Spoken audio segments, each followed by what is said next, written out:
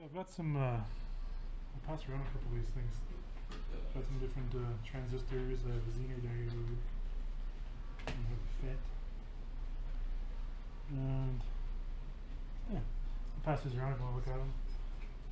Not very exciting, but our next topic is tubes. Yes, old school.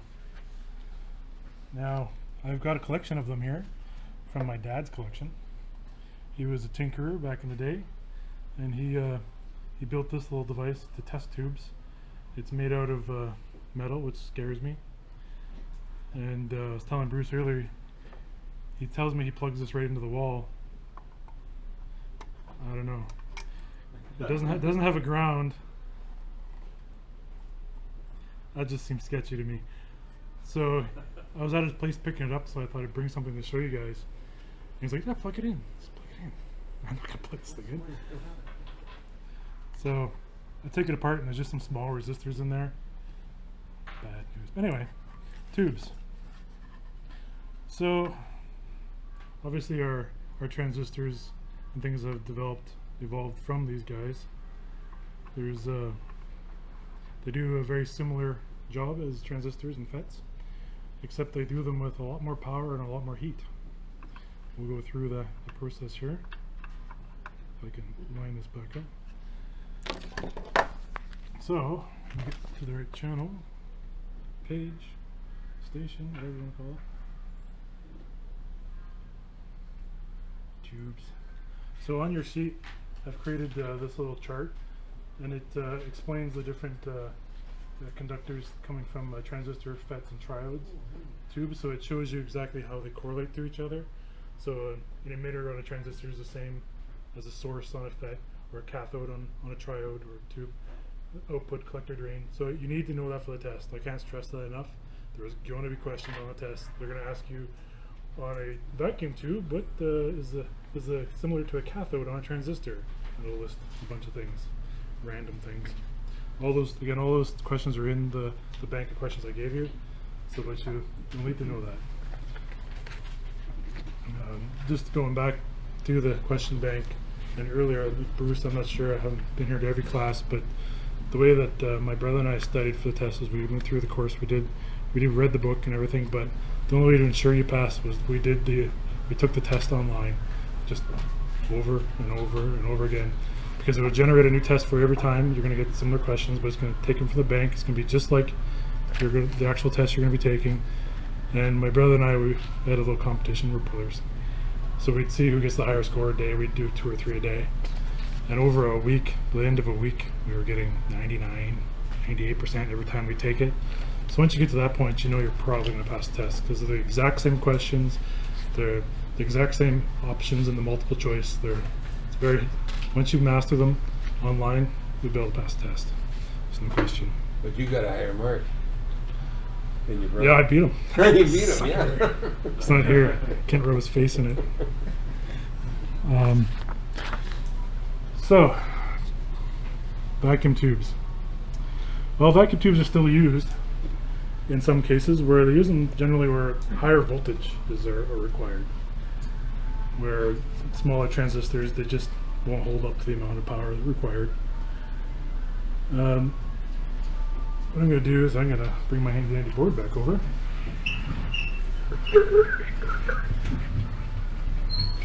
Probably should erase this on the break, but it buys me time.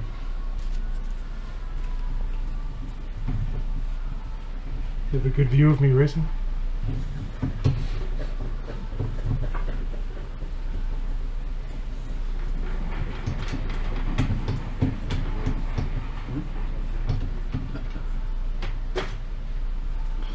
So a vacuum tube. Oh no, not this one. Looks like a permanent marker. That'd be bad. They'll be learning how to use vacuum tubes at Honda. I don't think any of their cars have those anymore. I hope not.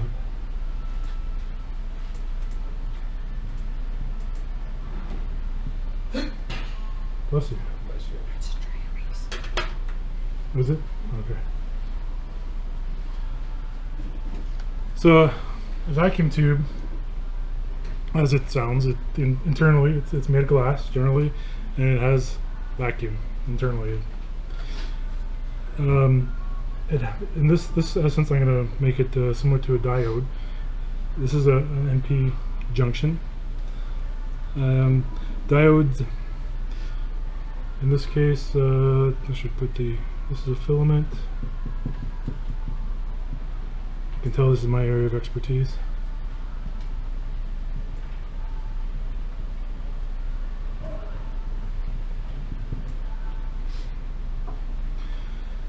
So the way these work is we have a filament, and it works similar to your light bulb in your house. Well, unless you have LED lights now. Old light bulbs in your house. There's a little filament here, and we apply a voltage across this, and it causes it to create heat internally. Light, but also heat. The heat heats up the cathode, and this process allows the cathode, the electrons in the cathode, to create what they call a cloud.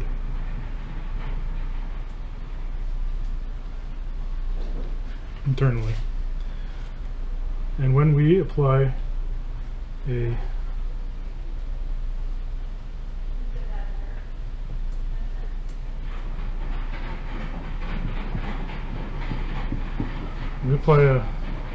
voltage across positive, negative, the plate which is up above will draw the electrons across. So in this example, when we have a negative electron, negative side of the battery or power source connected, it's going to replenish the electrons that are being heated up and creating this cloud, which are drawn towards the plate, allowing it to flow. But if we reverse it, when we put a negative, reverse this, put a positive over here, electrons are over here. They're not getting heated up. They're not going to create a cloud. They're not going to be drawn down below. So in this sense, it works just like a diode would work. It only allows electrons to flow in one direction. It allows them to go this way.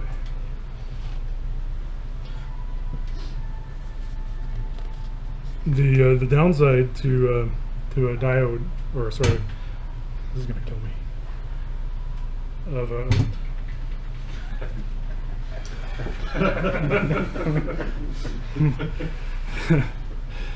the downside to a vacuum tube over a diode, for example, is a lot less efficient, because obviously it takes a lot of electricity to create heat here, and it has to create this cloud. You're going to have losses. If a tube has approximately, it can have a voltage drop of 20 to 40 volts. So that's significant. Where if you think of a semiconductor like a diode, you're only going to lose like maybe 0.5 to 2 volts across. So these are only used now for high voltage applications, just because of that. Such as? A very high watt amperage amplifier for maybe a transmitter that would be, I don't know, what range would you think you'd have these things in? Well, 500 to 1,000 watts output. So if I tried to put 500 watts through one of these little things, I don't think it would last very long. And they still make tube amplifiers for musicians, like. They do, yeah. That seems They to say be- it has a seems more to be pure the sound. preference. Like, I've seen solid state ones that sounded great, but I've seen some guys that say no, they like the tube sound better. Yeah, I'm not a musician, I don't know, but yeah, I've heard the exact same thing. Yeah. They still make them, or somewhere in Germany, I think, or is it Russia too. Russian. Yeah. Thank you. Samsung had a stereo with them too. I Do think they? that was more for looks than anything else. Yeah, they look cool with the glowing lights. I was back in the previous chapter. I thought it'd be kind of cool. I have my fan that's being controlled by my Raspberry Pi, and I have my little NPN transistor. I thought, hey, this would be cool. I'm gonna hook up a tube just for fun, just do the exact same circuit. But then I looked at the amount of electricity required to run with these stinking things. It needs 50 volts for the power the filament. Okay, my device is only 5 volts. I'm gonna need a bigger power supply for this thing.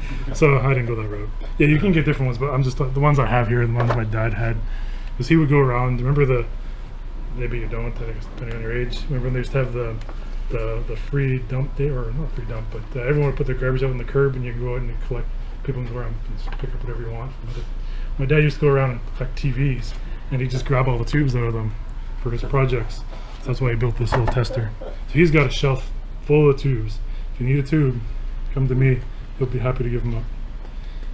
Well, he might not, but my mom would be.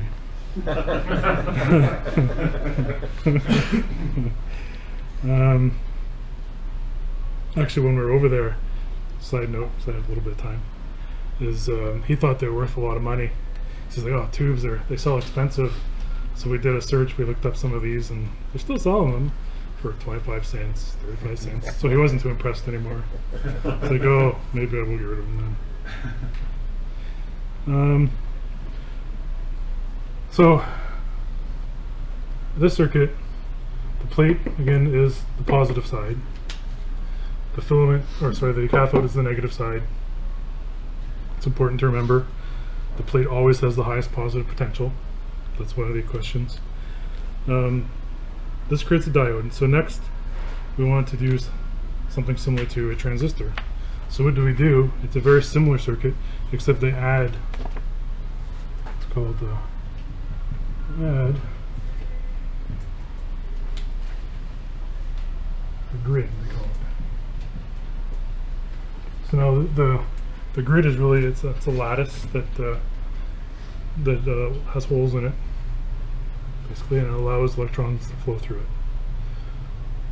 So what can we do with that? Well, similar to the way a FET works, where it does a reverse bias. If I now put a positive power source to the grid, this is gonna, no, I'm going backwards. Hold on. Again, this is my area of expertise. Top of my head.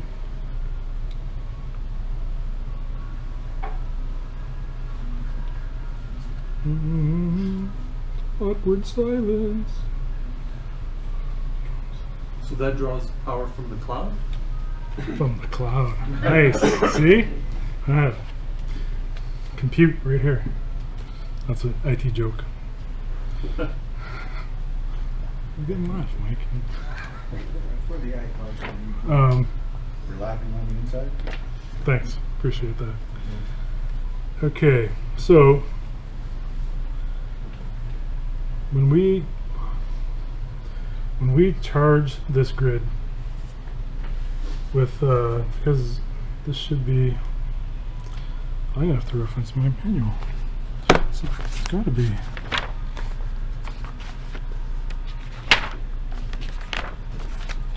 I don't want to confuse you guys. It's negative. Idiot. Okay, I caught myself.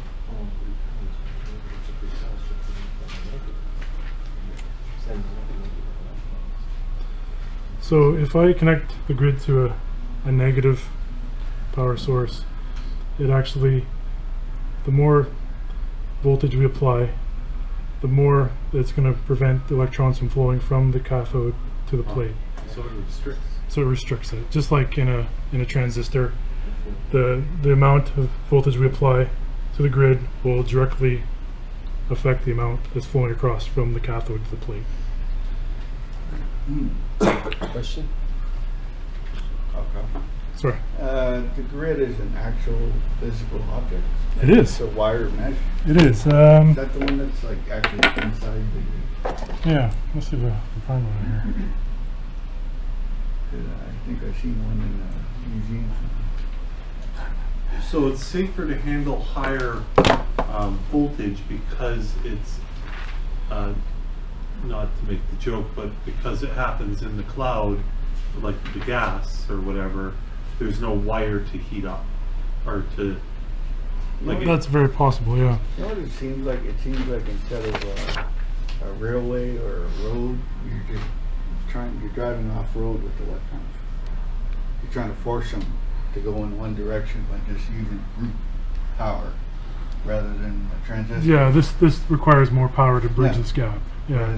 Whereas a transistor would do the same thing except it's organized. It's already And got the important thing to know load. is this has to happen under vacuum. This won't work if there wasn't a vacuum.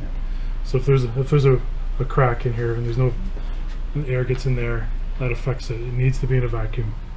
It would let stuff out, right? Yeah, and the air also is made up of atoms, and again, we're getting into the quantum part of it.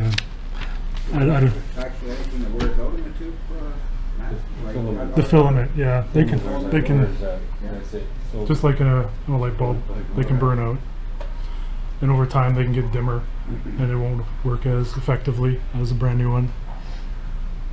So they do need to be replaced, absolutely. But I hear that you can't get an EMP won't affect that. Well, the problem with tubes is that a high frequency for switching the grid on and off really fast. Actually, because if you think about this is a large device. This is all metal, and if you're sending a high frequency signal through this, you basically have a little antenna. It can actually cause interference right across from between the plate, the grid, and the cathode. It can cause distortion. It can actually, because they're such close plates. You guys talked about capacitors. It can actually create a capacitance between them on high frequency. So it creates almost like a Hall effect, or as soon as you turn off the voltage, there's still a little bit of potential left, and it's got to dissipate before it goes away. So you could end up having a bit of a dirty signal coming out of it. So the way they got around that is the next topic, surprisingly, is they've created triodes. They would add an extra part to the add an extra grid. Where's my notes? They would add what they call a suppressor. Suppressor plate. That's a pentode, sorry, a screen. I lied, I got too far ahead. It creates a screen. And the screen is positively charged. What happens is when an electron flows across, hits the plate, it's not a perfect transfer. Sometimes electrons can bounce back. And in the higher frequencies, they tend to bounce a little farther, and they can start bridging the gap. With a screen, I'm talking about suppressors, aren't I? Phil.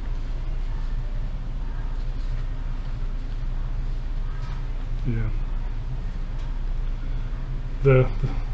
The screen provides shielding between the grid and the plate, reducing the amount of feedback. So it reduces the actual capacitance effect. The pentode is where we have the suppressor. Read the notes, you'll probably do better than my teaching. This is the suppressor.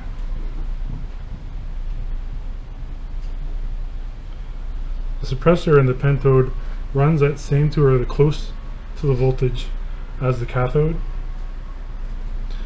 And what it does is it creates when electrons to bounce back. This actually creates another. Doesn't I don't know how to explain it. So it kind of catches the. It catches it, but it doesn't conduct them. It helps them bounce back to the plate. Basically, to put it simply, it almost gives it like a I wouldn't want to use the word magnetic, but it reflects them back at the plate, so it makes it more efficient.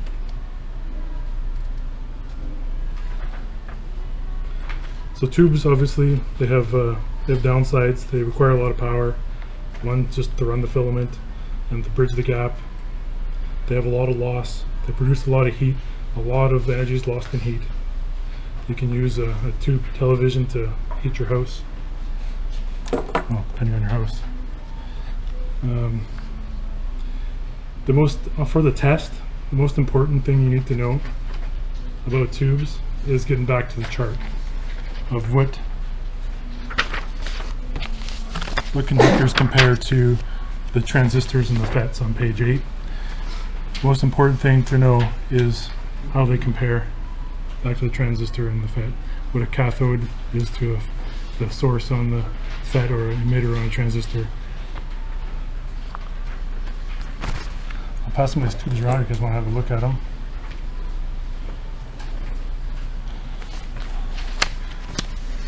And that's tubes. Okay, now back to stuff we can talk about. Sorry that was a bit sparse, but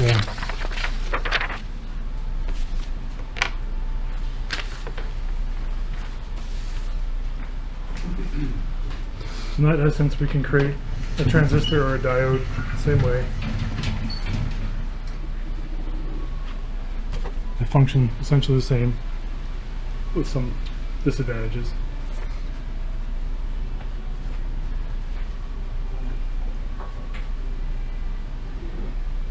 Power supplies. Okay, chapter 10. Whew. Power supplies form an important role, obviously, in your equipment. The important thing to remember for the test is this flow chart.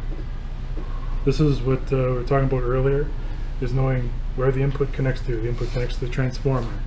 The transformer, the output goes to the rectifier to filter regulator to the output.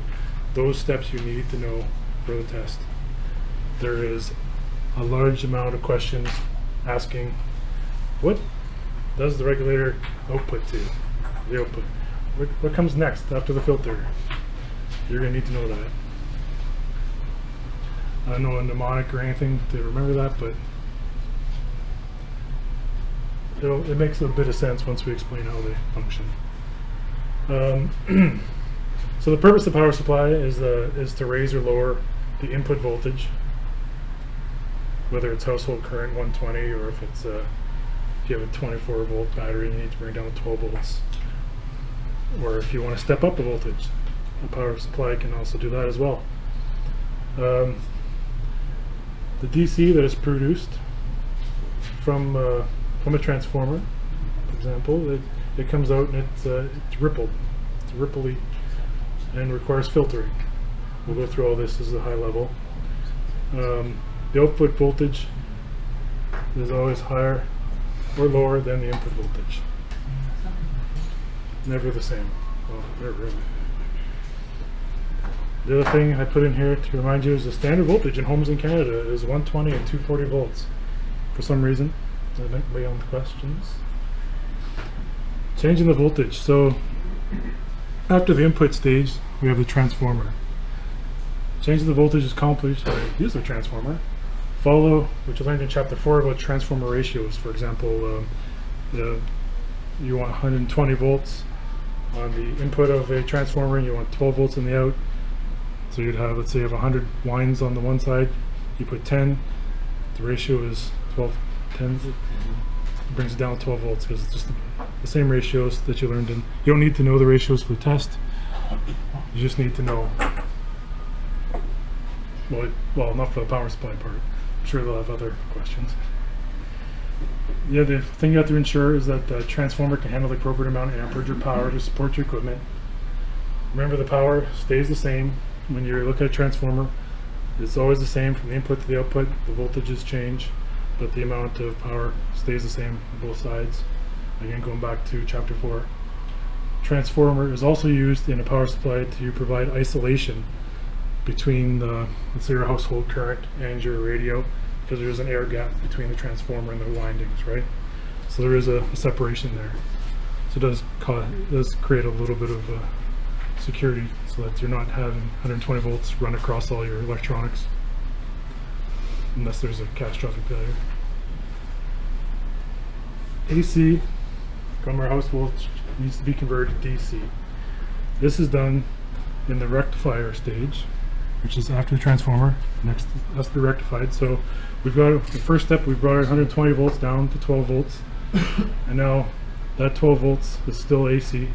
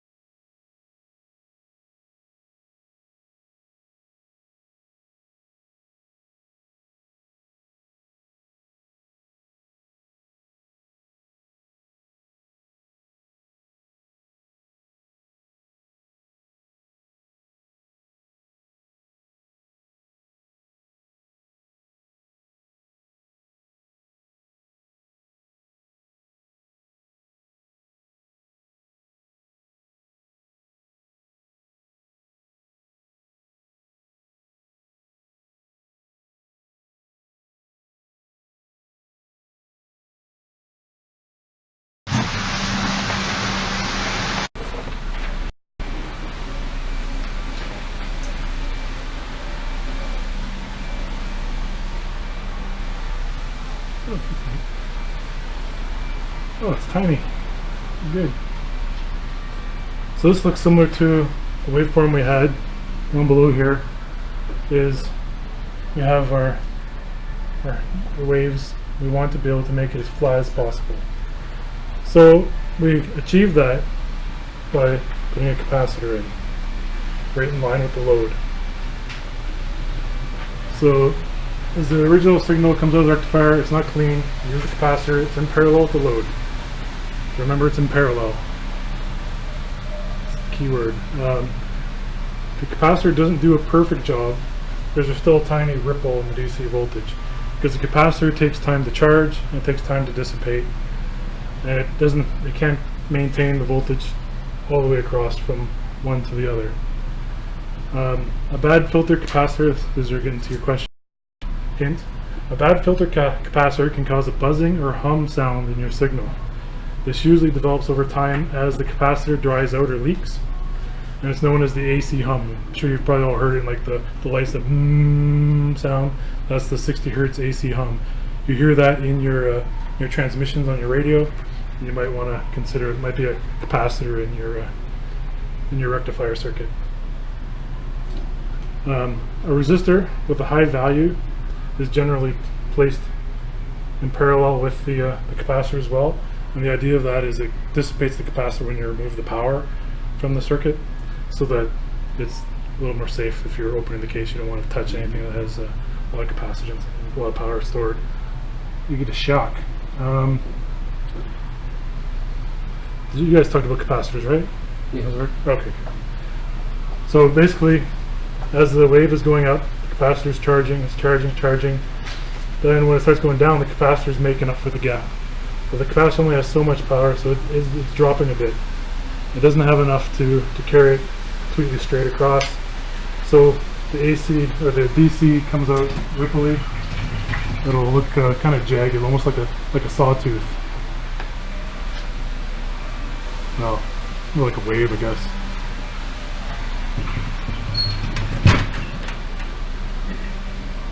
And the 5 volt 0 will be down here. So it's better, but we still have these little blips in it. So to take care of that, we go to our regulators. A regulator takes the filtered voltage, and it does as it says, it regulates to a certain voltage. Like for example, we have 5 volt regulator. Yeah, this is a 5 volt regulator. It will take my 12 volt input, it'll bring it down to 5 volts. But doing that, because it's a lower, sorry, I'm trying to keep it in frame. I gotta remember that. Although I'm almost done, it's kind of late to remember. The regulator, let's say we need 5 volts. It'll strip this down to 5 volts, but because it's regulating it, it's not going to care about these bumps. So it's going to come out of the regulator clean, because these bumps are irrelevant to it, because it only wants 5 volts. So because the power came in not as a wave, as a direct, it will Because it's regulating, it's literally resisting the amount of flow of electrons. It's not going to allow 12 volts to flow through, it will only allow 5. Right. And because there's always more than 5, it's only going to let 5. So it's going to be a straight line. It's going to be nice and straight. Cool. So if you wanted a streamlined 12 volt, you would have to have more voltage going. Yeah, exactly. And then trim it back. Exactly, yeah. You got it, Pontiac. Haven't said that in a I thought it while. was Toyota. Honda. You got a Honda.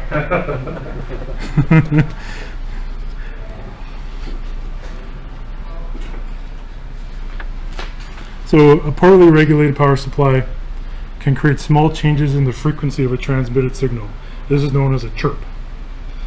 So if you're on the radio and they say you're chirping, then odds are it could be your regulation in your circuit that's causing the problem. There might be a question on the test about that.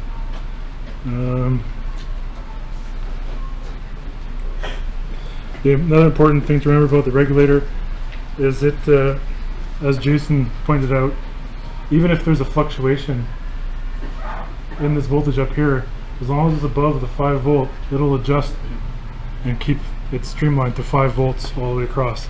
So if your household voltage varies from 60 hertz to 61 hertz, it doesn't care about the wave. It still only wants 5 volts, so it's going to adjust, and you're going to get a clean 5 volt power source out. I heard a beep. Am I out of time? Just a quick question, Matt. Yes. That that filter capacitor, is that a electrolytic or just a standard? Most cases, I think it's a electrolytic. Electrolytic capacitor. Right? Yep. Although the diagram doesn't show it, does it? No, so we have a positive and a negative. Yeah, That's all. exactly. Yeah. I'm pretty sure it would be electrolytic, but I'll get back to that. Okay.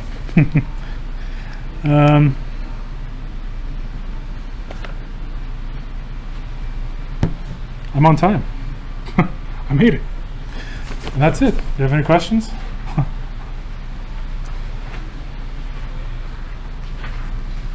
Crickets. You need to play a cricket sound. I should have that queued up.